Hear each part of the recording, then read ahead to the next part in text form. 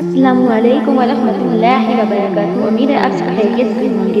میں ہوں آپ کی میزبان سعیدہ مہنور قاسم۔ میرے پیارے بہن بھائیوں، کیا کبھی زندگی میں آپ کے ساتھ ایسا ہوا ہے کہ آپ نے کسی چیز کے لیے دن رات رو رو کر دعا کی ہو، مسلے پر بیٹھ کر اپنے آنسوں سے زمین کو بھگو دیا ہو، لیکن بظاہر آپ کو کوئی معجزہ ہوتا ہوا نظر نہ آیا ہو؟ کیا کبھی دل کے کسی کونے سے یہ آواز آئی ہے کہ یا رب، میں اتنے دنوں سے مانگ رہی ہوں، میری سنتا کیوں نہیں؟ کیا تو مجھ سے ناراض ہے؟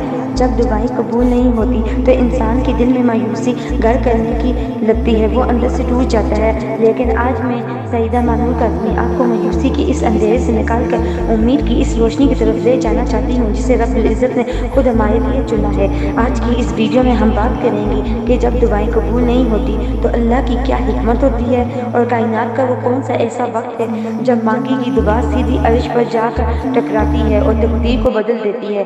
جی ہاں، ہم بات کریں گے تجدید کی طاقت پر۔ اگر آپ کے دل میں کوئی ایسی خواہش ہے جو پوری نہیں ہو رہی، تو اس ویڈیو کا ایک لفظ آپ کے لیے ہے۔ اسے آخر تک لازمی دیکھیے گا، کیونکہ آج آپ کو اپنے روتے ہوئے دل کا علاج ملنے والا ہے۔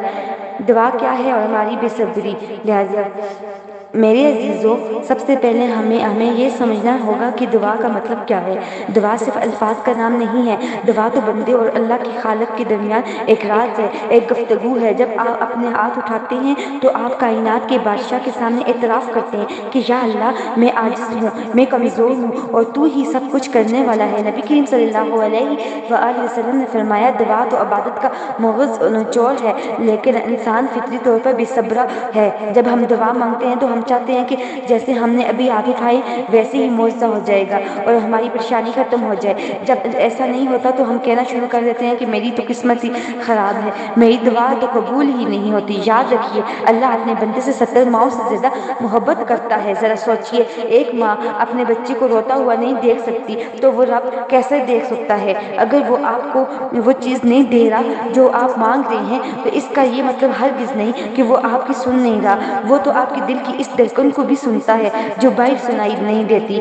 اس کی نہ دینے میں بھی کوئی بہت بڑی حکمت چھپی ہوتی ہے، جیسے ہم اپنی چھوٹی سی عقل سے نہیں سمجھ پاتے۔ دعاؤں کی قبولیت کے 3 طریقے ہیں۔ حدیث پاک میں آتا ہے کہ جب بھی کوئی مسلمان اللہ سے دعا مانگتا ہے، بے شک ٹھیک ہے کہ وہ کسی گناہ یا رشتہ داری توڑنے کی دعا نہ ہو، تو اللہ تعالیٰ اس کی دعا کو 3 طریقوں میں سے کسی ایک طریقے سے ضرور قبول فرماتا ہے۔ پہلا طریقہ، یا تو اللہ تعالیٰ وہ چیز فوراً بندے کو عطا فرما دیتا ہے جو اس نے مانگی ہوتی ہے۔ دوسرا طریقہ، یا پھر اللہ تعالیٰ اس دعا کے بدلے بندے پر آنے والی کسی بڑی مصیبت یا آفت کو ٹال دیتا ہے جیسے بندہ خود نہیں جانتا۔ تیسرا طریقہ، یا پھر اللہ تعالیٰ اس دعا کو آخرت کے لیے ذخیرہ کر لیتا ہے، آخرت کے لیے سیو کر لیتا ہے۔ قیامت کے دن جب بندہ اپنی ان دعاؤں کا اجر دیکھے گا جو دنیا میں بظاہر قبول نہیں ہوئی تھی، تو وہ حسرت کرے گا اور کہے گا کہ کاش دنیا میں میری کوئی بھی دعا قبول نہ ہوئی ہوتی اور سب کی سب یہاں کے لیے بچا کے رکھ دی ہوتی۔ سبحان اللہ، سبحان اللہ۔ تو پھر ہم مایوس کیوں ہوتے ہیں؟ اللہ ہماری کسی بھی دعا کو ضائع نہیں کرتا۔ وہ اگر ایک در بند کرتا ہے تو اپنے کرم سے 100 نئے دروازے کھول دیتا ہے۔ اگر وہ ایک در بند کر دیتا ہے تو اپنے کرم سے 100 نئے دروازے کھول دیتا ہے۔ وہ ہمیں اس وقت دیتا ہے جب ہمارے لیے بہترین وقت ہوتا ہے، تہجد کا وقت، جب رب خود پکارتا ہے۔ اب بات کرتے ہیں اس جادوئی اور نورانی وقت کی، جسے رات کا آخری پہر یعنی تہجد کا وقت کہا جاتا ہے، جب ساری دنیا گہری نیند سو رہی ہوتی ہے، جب ہر طرف خاموشی اور سکون ہوتا ہے۔ اس وقت کائنات کا مالک، عرش کا راجا پہلے آسمان پر نزول فرماتا ہے۔ حدیث قدسی میں آتا ہے کہ اللہ تعالیٰ رات کے آخری پہر پہلے آسمان پر آ کر پکارتا ہے، کوئی مجھ سے مانگنے والا ہے کہ میں اسے عطا کروں؟ ہے کوئی مغفرت چاہنے والا کہ میں اسے معاف کروں؟ ہے کوئی مصیبت زدہ کہ میں اس کی مصیبت دور کروں؟ ذرا اس منظر کا تصور کیجئے، اللہ خود آوازیں دے رہا ہے اور ہم بستروں میں سو رہے ہوتے ہیں۔ تہجد کا وقت معجزات کا وقت ہے۔ اس وقت بندے اور اللہ کے درمیان کوئی پردہ نہیں ہوتا۔ اگر آپ دنیا کے لوگوں کے سامنے روئیں گے تو لوگ آپ کا مذاق اڑائیں گے یا آپ کو کمزور سمجھیں گے، لیکن اگر آپ تہجد کے وقت مصلے پر روئیں گے تو آپ کے آنسو گرنے سے پہلے آپ کی تقدیر بدل دی جائے گی۔ تہجد کی دعا کے بارے میں میں امام شافعی رحمۃ اللہ نے فرمایا تھا تہجد کے وقت مانگی کی دعا اس تیر کی مانگ ہے جو اپنے نشانے سے کبھی خطا نہیں ہوتا۔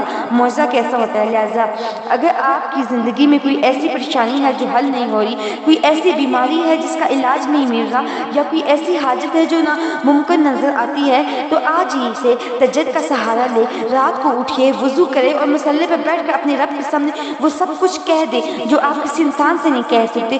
وہاں کسی بناوٹ کی ضرورت نہیں ہے، آپ کو خوبصورت الفاظ نہیں آتے تو کوئی بات نہیں، اپنے ٹوٹے ہوئے دل کے ساتھ، اپنے بہتے ہوئے آنسوؤں کے ساتھ صرف اتنا کہہ دے کہ یا اللہ میں تھک گیا ہوں، کہ یا اللہ میں تھک گیا ہوں، اب تو ہی میرا سہارا ہے۔ یقین جانیے جب بندہ اپنی بے بسی کا اعتراف رب کے سامنے کر دیتا ہے تو اللہ کی رحمت جوش میں آ جاتی ہے۔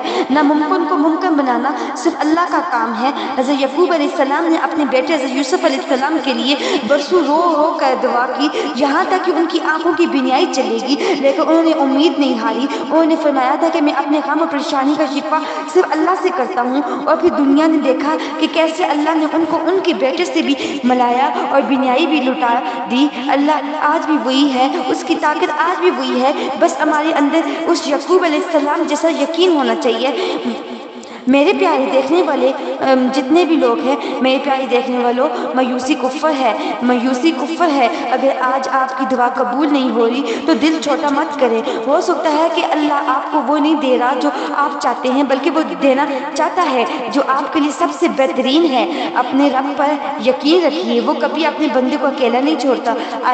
آئے مل کر دعا کرتے ہیں۔ یا اللہ، جو ہاتھ اس وقت تیرے سامنے اٹھے ہیں، ان میں جتنے بھی دل ٹوٹے ہوئے ہیں، جتنے بھی لوگ پریشان ہیں، بیمار ہیں یا کسی حاجت کے لیے تڑپ رہے ہیں، اپنے رحم و کرم سے ان کی دعاؤں کو قبول فرما، ہمارے اندھیروں کو روشنی میں بدل دے اور ہمیں تہجد کی لذت نصیب فرما۔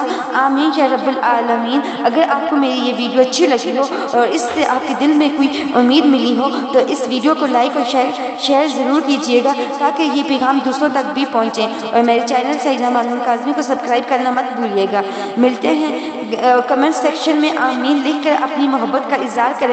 اگلی ویڈیو تک کے لیے اپنی میزبان سعیدہ مانون کاظمی کو اجازت دیجیے۔ اللہ حافظ، فی امان اللہ۔